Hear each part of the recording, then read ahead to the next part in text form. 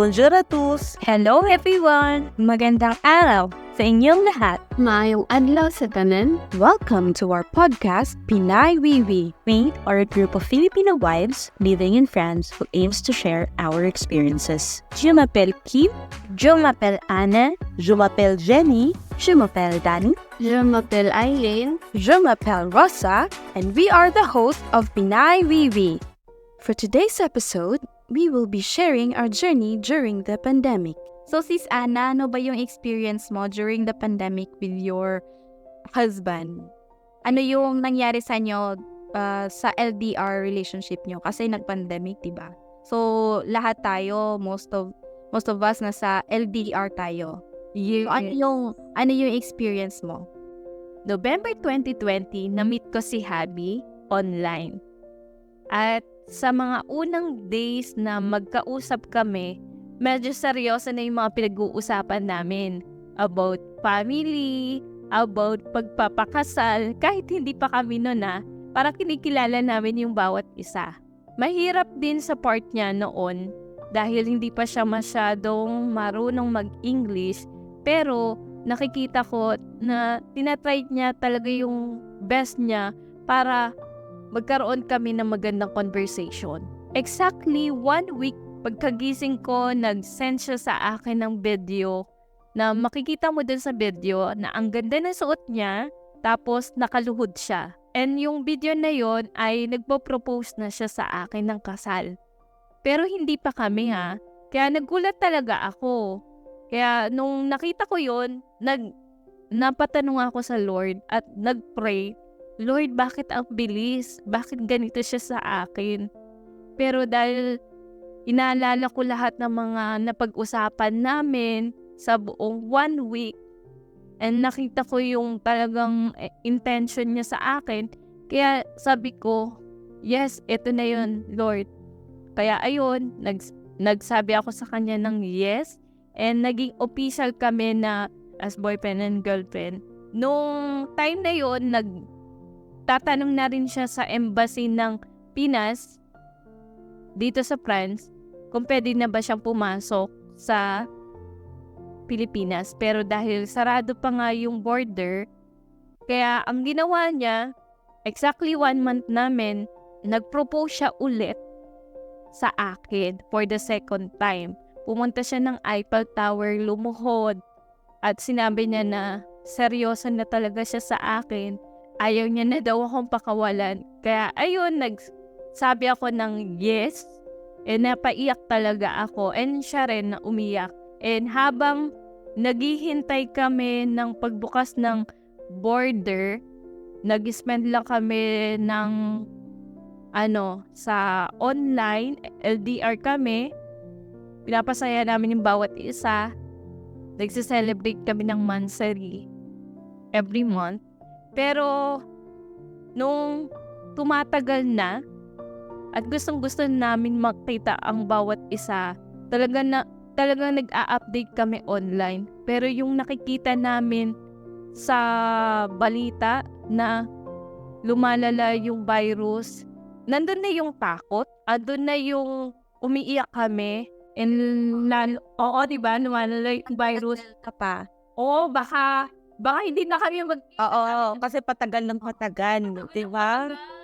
Parang nag-trigger ng maraming emosyon ng pandemic. Parang ang daming tao na bigla na lang nag-jump dun sa talagang gusto nilang gawin.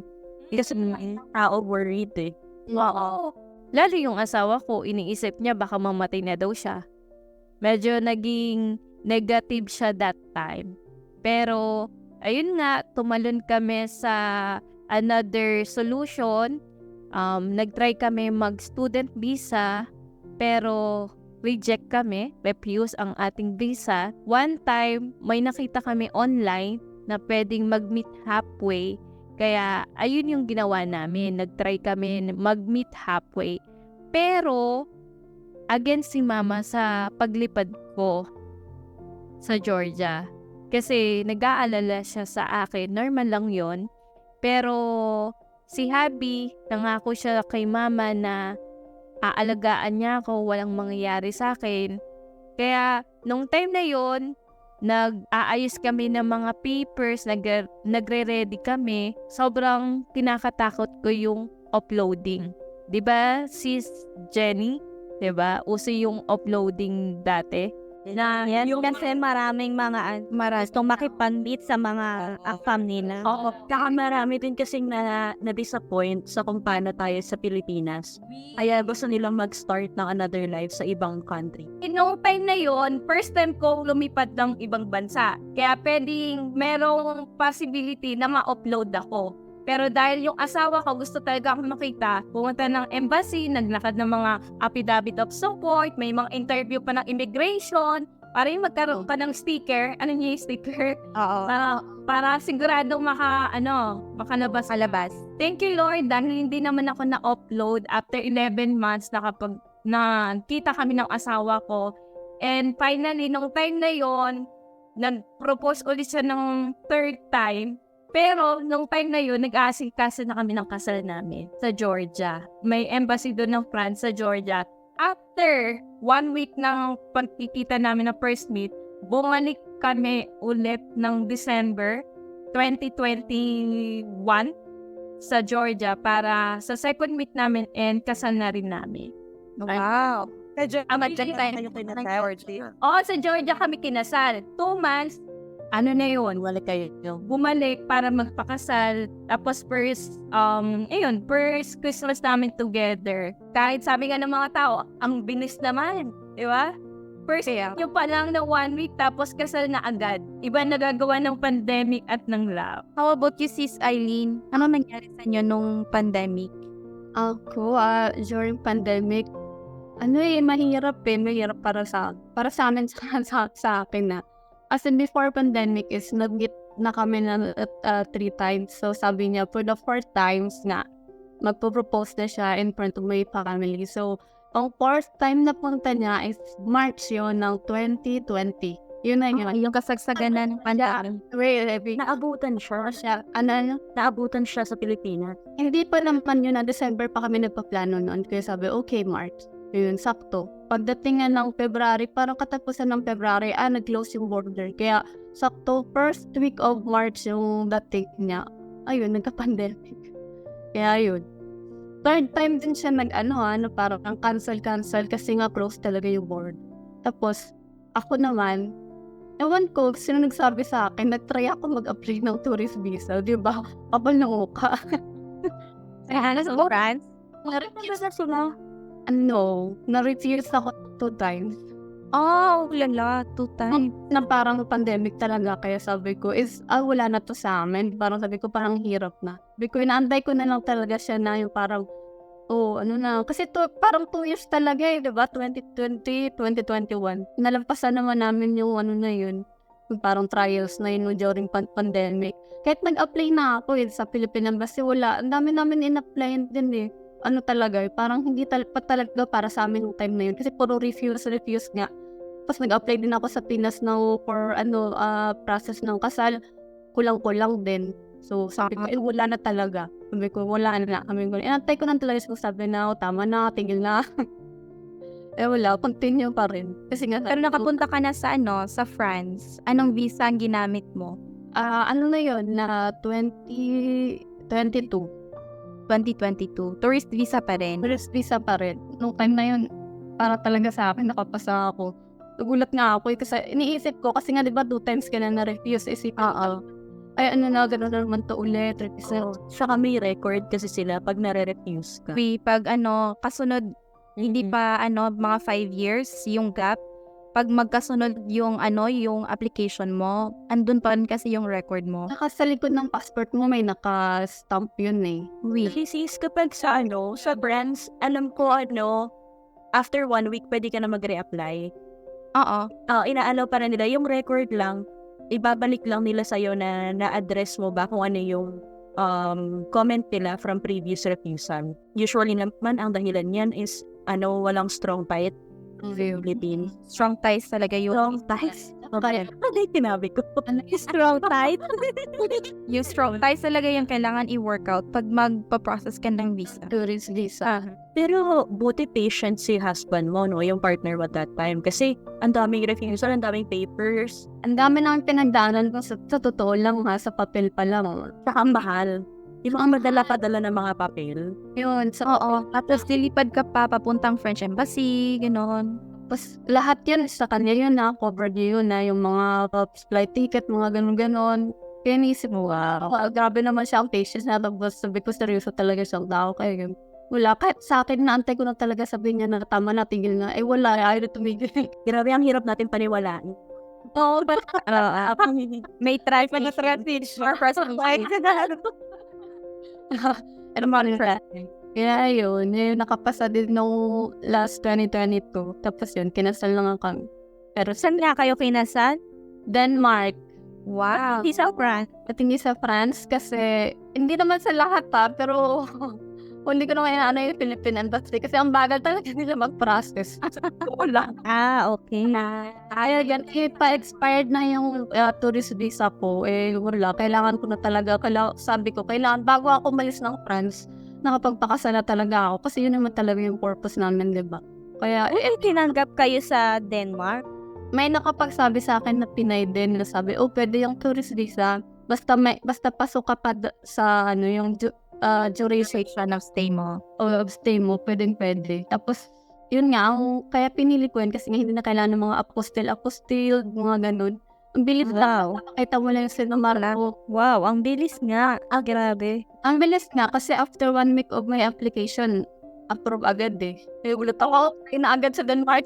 Di ba may mga ano pa yan? Meron pang nire-request yung Oo, yung certificate marriage husband ban. mo? Oo. Marriage bans mo, nire-request mo pa yan dun sa sa Philippine Embassy. Hindi, yung kay husband. Kasi alam ko kapag civil, hindi na ata kailangan ng marriage ban. Usually, yung sa husband, yung to prove na single siya. Yung single relationship. Yes, Tapos oo. niya. Tapos lang nila is proof naman na yun, anak, kung married ka dati or single, di ba nakalagay naman yun doon Oo, sa app dun sa yung of the Renaissance nila yun. Birth certificate. Yun, nakalagay kasi sa kanila. Sa atin kasi sinumar, di ba? Sa kanila yung birth certificate, nandun na kasal ka, o divorce ka, or single. Yun na yung proof namin. Yan niya. Tapos sa residence ko, proof ng residence niya. So ayan, may makakarinig dito na baka may magplano magpakasal sa Denmark. Pero di natin alam, baka nagbago tradition nila, di ba? Meron din mga may mga kaibigan ako sa ibang Europe, tumatawid sila ng Denmark para doon magpakasal. Ang bilis. Talagang madali sa Denmark. Hindi lang, kunyari may kaibigan akong Germany, doon din sila nagpakasal sa Denmark. Mabilis nga. Yung Valid.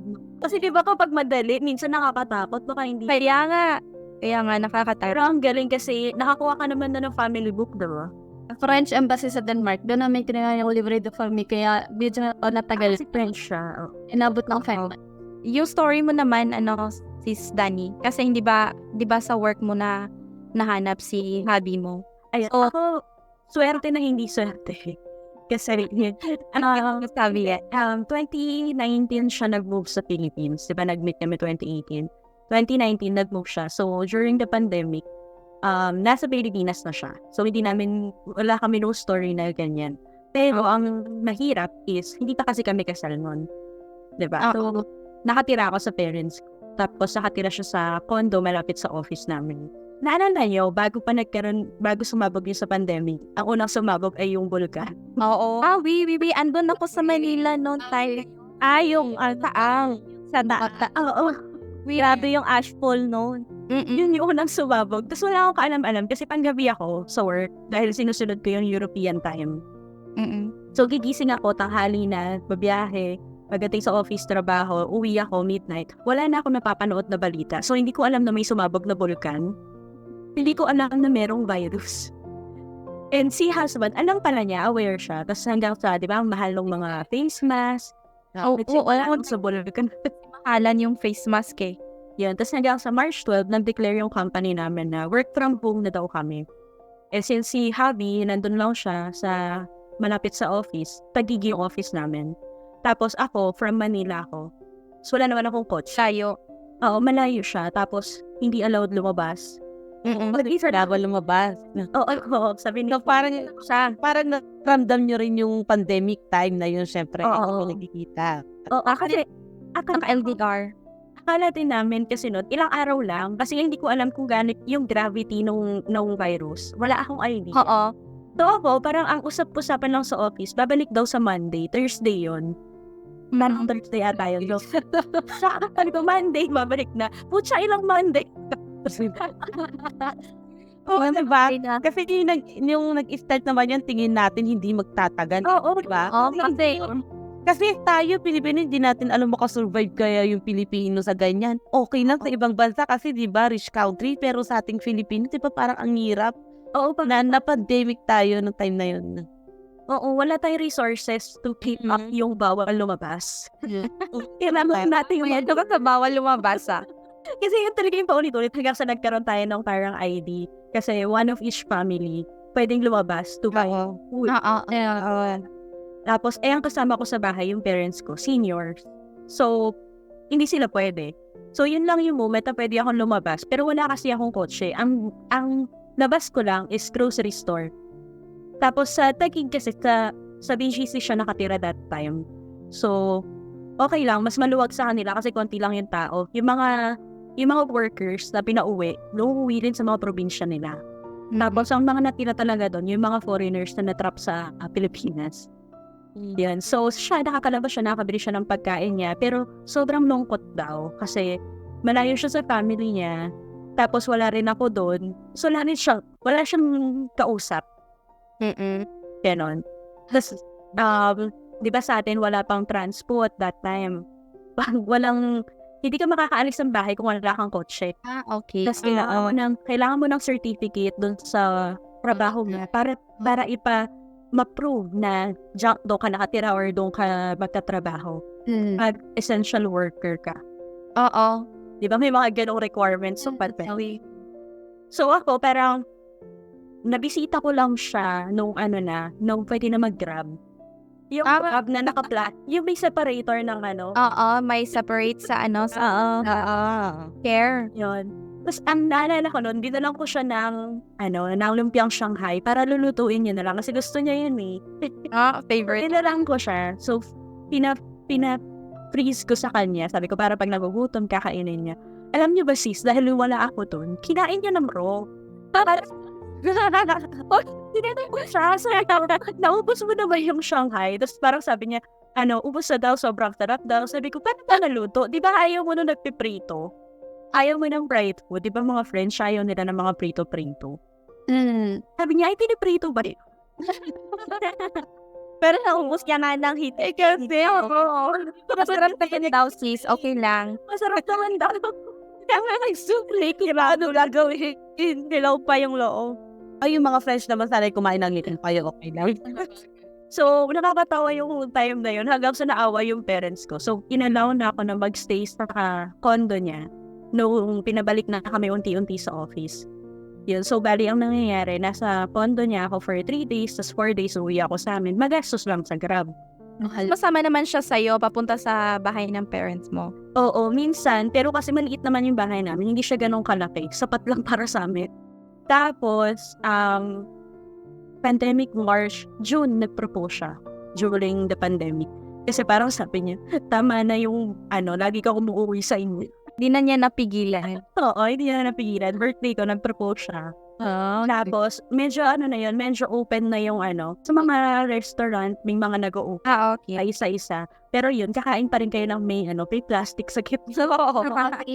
Separator. Plan na kami magpakasal. Ang first plan namin, since 2020, June siya nag-propose, December.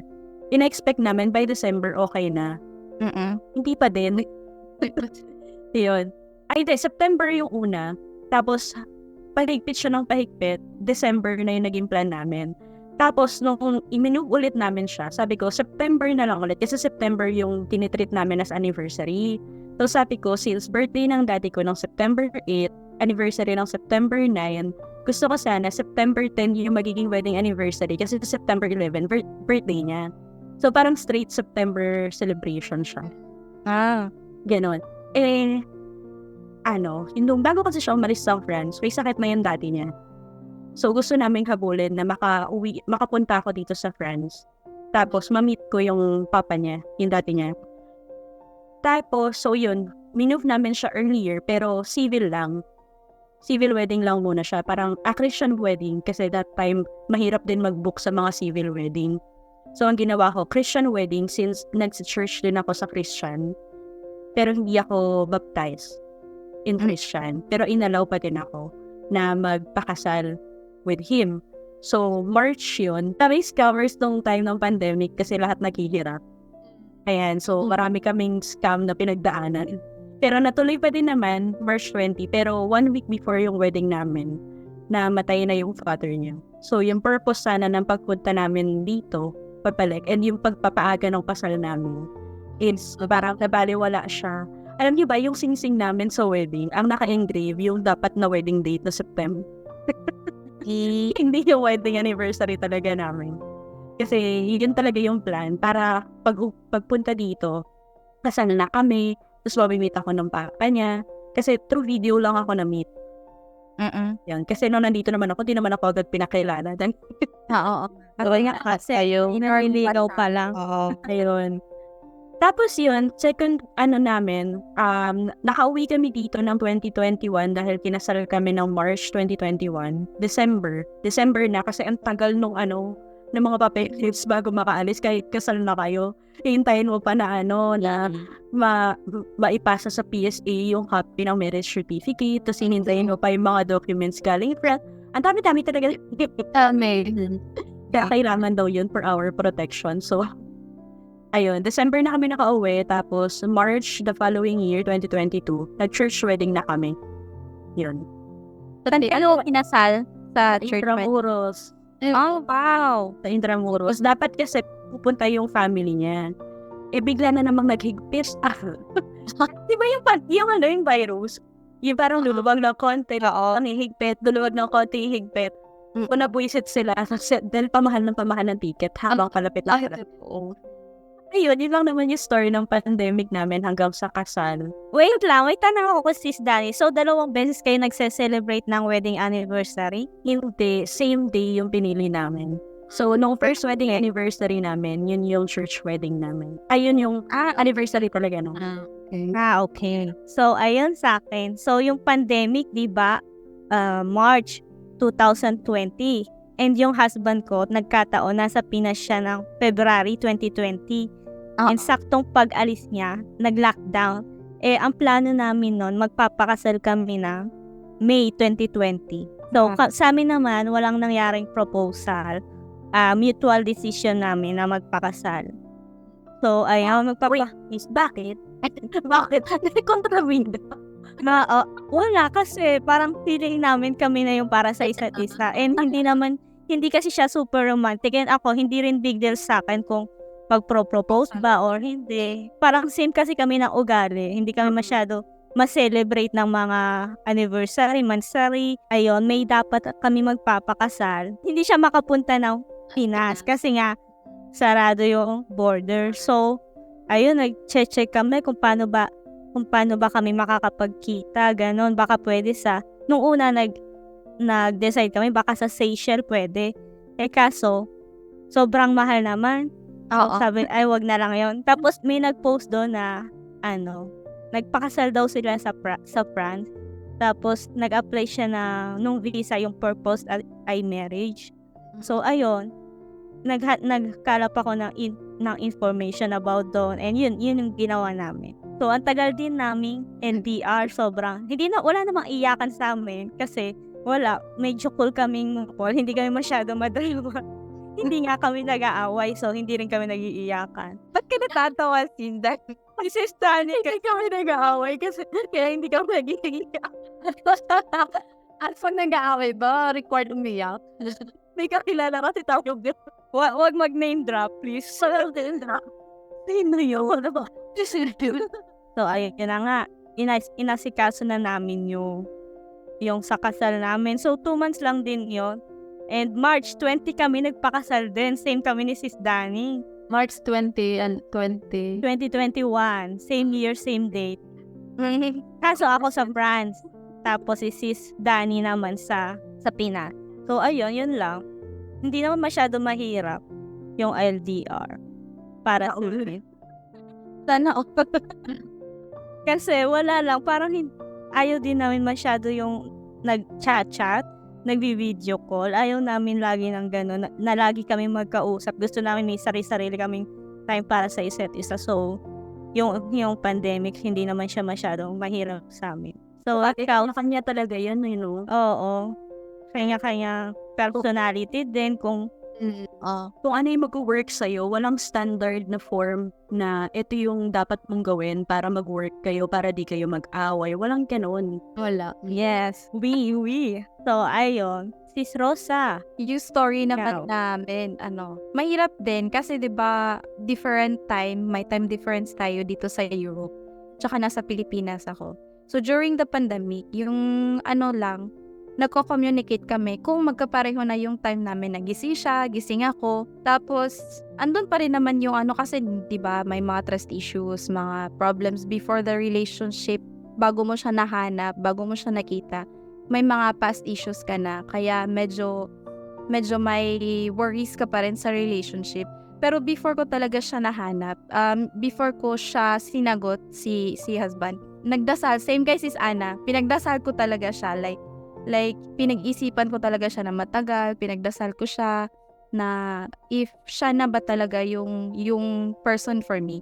Kasi before, medyo na down kasi ako sa previous relationship kasi nga, di ba, you got cheated on, I got cheated on, parang ganun.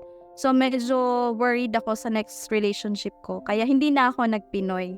Although, meron ako mga suitors na mga Pinoy din, mga classmates sa college, mga ganun. Pero parang feel ko talaga na hindi na ako para sa Pinoy, parang ganun. Tapos pinagdasal ko siya ng matagal at saka may prayer pa akong ginagawa noon nga kung prayer for future husband ba. Parang Feel daw, sis. Para sa mga listeners. sige mamaya na lang, i-reveal na lang natin yung prayer sa comment section. Pero may prayer talaga ako before ko siya nahanap, like parang feel ko na siya yung binigay para sa akin that time.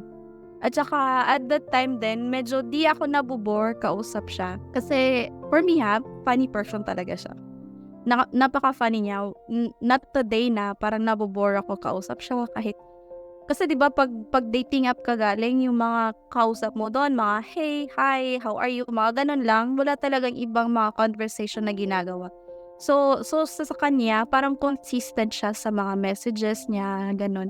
At saka, during the pandemic, nung naging mag-boyfriend-girlfriend na kami, medyo mahirap din yung communication. Kasi nga, medyo may pagkasilosa ako. Kasi wino-workout ko yung personality code na to, personality trait na to.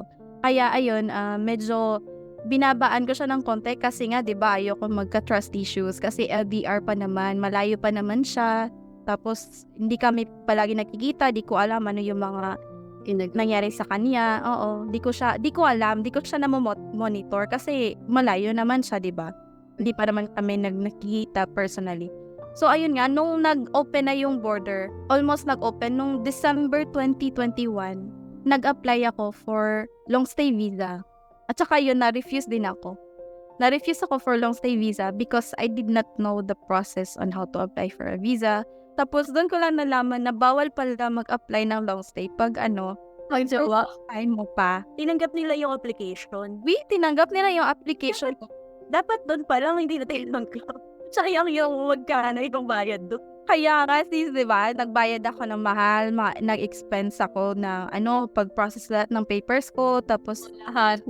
Oo, lahat, pati plane ticket. Buti na lang magkahati kami sa expenses kasi nagtatrabaho naman ako kahit pandemic. Nag-search na talaga ako, like, inisa-isa ko na talaga yung mga process. Tsaka, nung time din na yon, sabi ko kay Habina, hihintayin na lang kita na pumunta ka talaga dito sa Pilipinas bago ako pumunta dyan sa'yo. Kasi at first, ito talaga yung plan namin. Wait ko talaga siya na pumunta ng Pilipinas para ma-meet niya rin yung parents ko, yung family ko. bago ako pumunta sa kanila. So ayun, yun naman yung nangyari din talaga sa totoo na nakapunta siya sa Pilipinas like March. Tapos nung time pa na yun na nag-test, di ba kailangan mag-test ka muna ng COVID test bago ka makalipad. Tapos hindi naman siya na yung quarantine, wala na yung quarantine that time. Di ba may mga quarantine na 14 days pa? Wala. Oo. So sa kanya, hindi na siya nag-quarantine. Nung nag-test siya, bago siya lumipad, like, few hours before talaga, yung result niya is positive. Nag-positive siya sa COVID. Kaya nga, tapos nag-panic na kami kasi may plane to catch siya for in 5 hours. Tapos, dali-dali siyang pumunta ng pharmacy para maggamit ng antigen test, yung quick na test. Saka yun, buti naman nakalipad naman siya. Kaya nakapunta siya ng Pinas for 3 weeks, nagbakasyon kami sa Pilipinas. Alam mo, Sis Rosa, nung time na nagte-travel kami, ang ginagawa namin, suong. Nagsusuang kaya. Oo. Wala, hindi naman kasi, wala naman kaming, complete vaccine na din kasi kami. Nakatatlong vaccine na ako nung time na yon. Tapos, sa kanya din, nakadalawang vaccine na din. So, parang, di na kasi masyado mahigpit nung time. Kasi kakabukas lang, di ba? 2021 yan. Hindi pa nila alam yung, 2020. 2022. Oh, 2020. Noong April, Maluwag na nga April 2022. So after noon, nag-decide kami habang nandun siya sa Pilipinas, nagpe-prepare ako ng application ko for tourist visa. So habang nandun siya, sumama siya sa akin, papunta dun talaga sa French Embassy para mag-apply ako sa tourist visa ko. Tapos gladly naman, nung time na kasi yun na pabalik na siya ng France, nung time din na yun, mga after 3 days, naka-receive na ako ng acceptance. Hindi siya na-refuse yung tourist visa ko. So, pinag-workout ko talaga yung lahat ng mga details dun sa tourist visa para hindi siya ma-refuse. Tsaka, dun din sa immigration, dumating ako sa immigration. Although na second inspection ako, pero parang cool lang, parang okay lang. Kasi inaano lang naman nila yung mga papers na dala ko eh. Chine-check lang naman nila. So ayun, nakapunta ko ng France for the very first time. Natupad ko din yung very first dream ko in life. Na makapunta Eiffel Tower.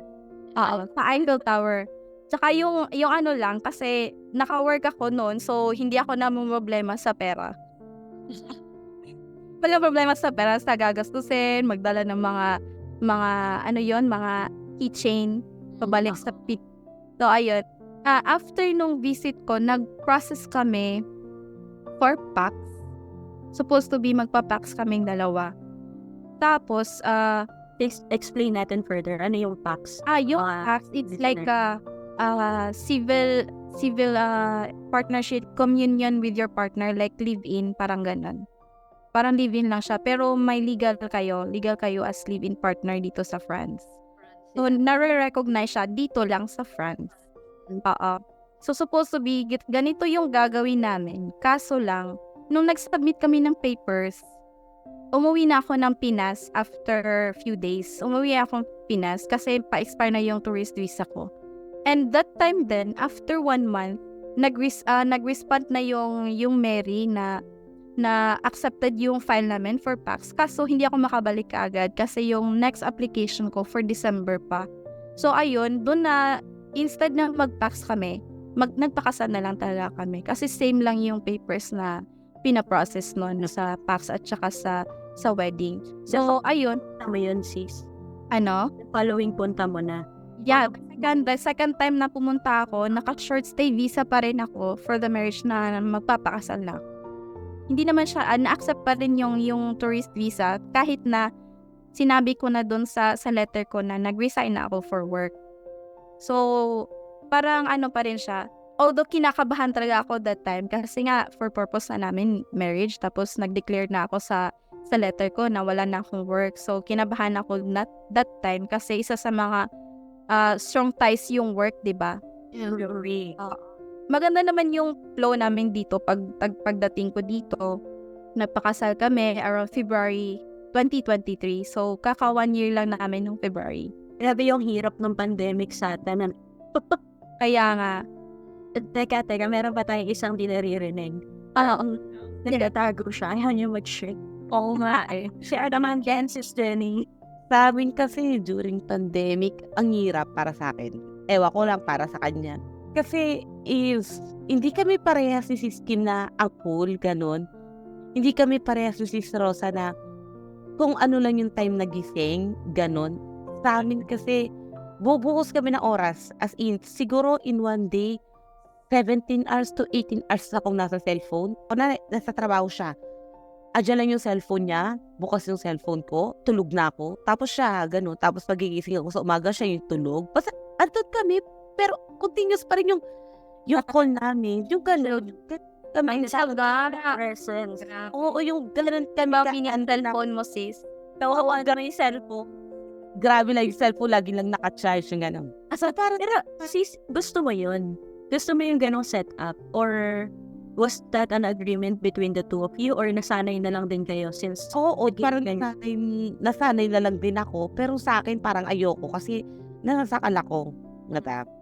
Pero syempre kasi sila, Monitor. hindi ko alam kung anong iniisip niya that time na yon na siguro wala siyang trust o para rin may time kami sa isa't isa kasi hindi na nga kami nagkakasama di ba? So yun na lang yung time na kami sa isa't isa, yung video call, yung gano'n, yung kahit sabi niya na kahit tulog ako, kahit tulog siya, yung at least alam namin na andyan lang kami, yung wala kaming ginagawa, di ba? Siyempre, mahal mo kasi, di ba? Oo, chef, di ba? Yun na nga, kahit tinanggap ko na lang din, kahit parang medyo nasasakanda ako. Alam mo yun? Parang wala akong shade. Tapos alam mo yung kahit maglilinis ka ng bahay, andyan, na may cellphone. Ang hirap ang hirap kumilos. Ang hirap kumilos na lagi kang may cellphone bitbit. Di ba? Ano yun? Pati pagligo? Ano, hindi naman, meron limit naman. Mga ilang buwan na namin ginawa yun, char. Hindi. Syempre, iba na yun, di ba? Yung mga ganun. Alam mo yung LDR na andun kami laging away. Kami, di ko nga alam. Tapos away dito, yung kahit lagi naman kami magka-video call, no, nag-aaway pa rin. Yung parang konting bagay, nag-aaway. Tapos iyakan, ganun. Tapos may time na ayoko na. Parang laging may ganun pag nag-aaway ka. Ayoko na. Ako talaga yung heater Ganun. Ayoko na. Tigil natin, toxic na yung ganun.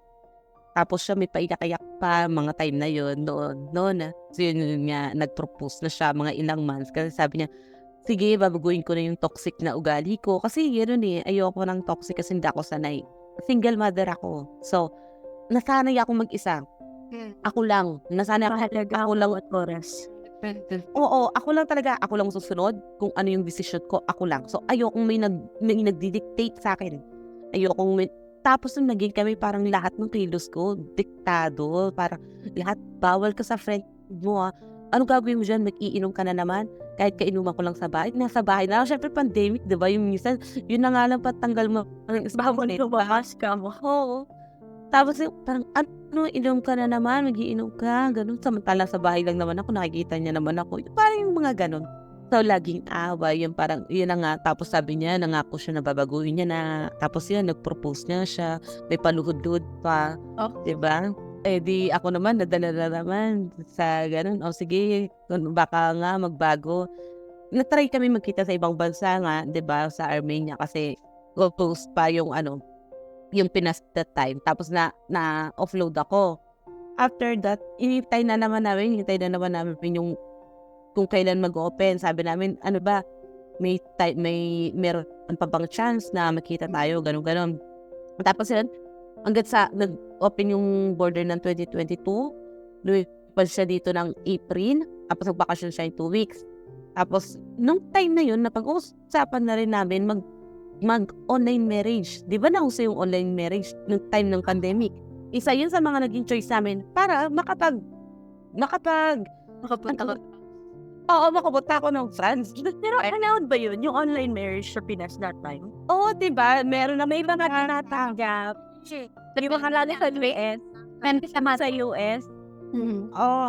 Nag-try kami nun. Tapos binasa ko yun. Nag-search din kami kung sa France ba tinatanggap. So, nabata ko naman na tinatanggap naman sa France yun. Kaya, nag-try kami nun. Nung unang visit niya sa Pinas, nasa Puerto kami. Doon kami online marriage. Dok, nagpakasal kami online. Bayad nung si ano ba yon, yung nagkakasal, na hindi ko alam anong tawag doon, nakalimutan ko na. Yun, di ba, meron kasi nagkakasal. Website. Oo, yun, yung Website yun. Tapos meron siya yung parang dito, yung parang mayor yung siya yung nagkakasal yung parang ganon. Tapos bayad, tapos may kailangan may witness din. Dok, witness namin yung tita niya, yung tita niya at saka yung pinsan ko, ay kapatid kong babae. So, ayun, akala namin magiging madali kasi nga, 'di ba, kailangan i-report pa yung marriage na yun, yung report of marriage sa United States yun, 'di ba? Tapos naano namin na ang tagal, ang daming papers na kailangan, parang ang complicated naman. Naisip namin na bumalik na siya dito sa Pinas.